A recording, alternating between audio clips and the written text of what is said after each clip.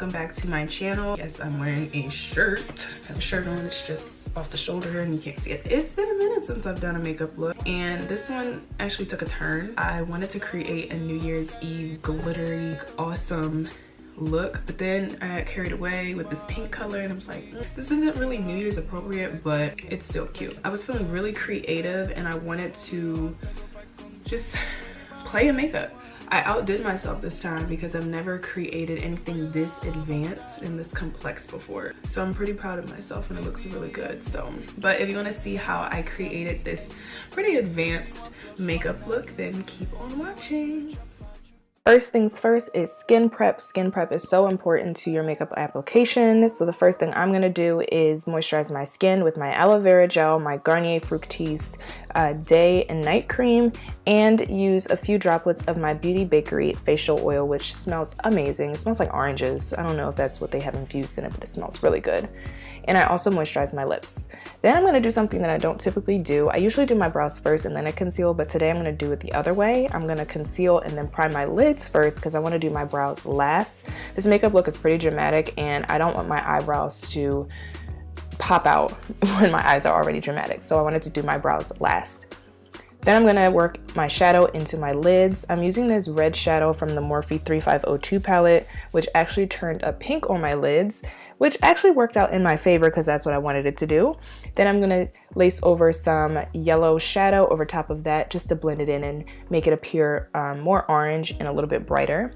I'm going to work in the shadow from my Anastasia Beverly Hills Modern Renaissance palette. It's called Love Letter, and I'm also going to use this plum shade right here from my Too Faced Sweet Peach palette, and I'm just going to blend that into my crease just to define it a little bit more and give it some definition.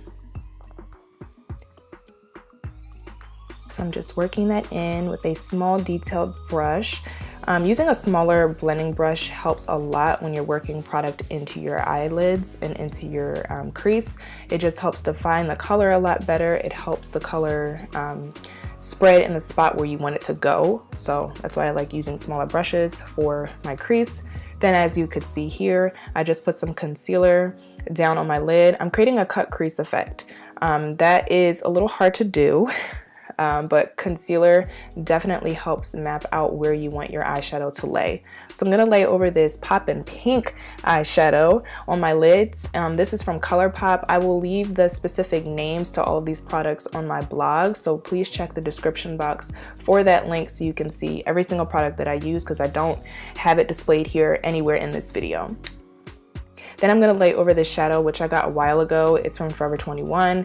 And then right over top of that, I'm going to prime my lids with this glitter primer from NYX and pop on some glitter, which is also by NYX. And then you will also see me put some of that primer in the crease, but only at the top portion of my eye. And then I'm going to put some of that Makeup Forever glitter that you just saw there right over top of that, just to make my crease pop a little bit more.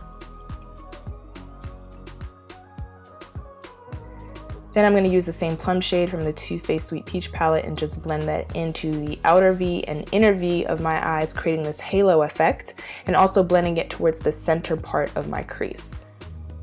It just makes everything a lot more defined. It brings the colors together, it makes everything pop, everything becomes a little bit more cohesive.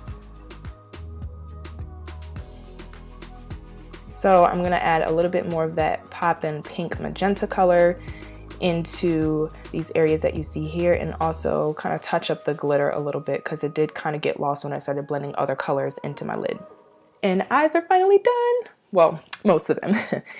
Then I'm going to prime my skin with this Smashbox Radiant Primer. I really love this because it's like a 2-in-1. A lot of times I like to use a primer and then I'll use like a highlighting primer type of product and put that over. So this is really just a 2-in-1, makes it super easy.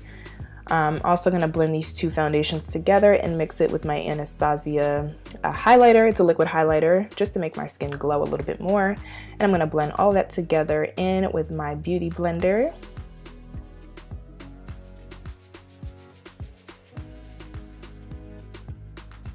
Then I'm going to use two concealers. I'm going to start off using this LA Girl Pro Concealer just to conceal in the areas where I want it to be, under my eyes, bridge of my nose, my forehead, Cupid's bow, and my chin, blending it all out with a damp beauty blender.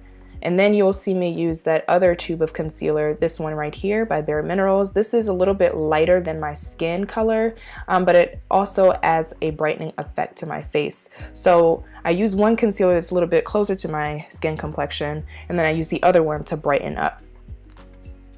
Then I'm going to set all of that in with my Coty Airspun powder, which I have been really loving lately. I feel like I mentioned this before in my other videos, but I really do like this powder a lot.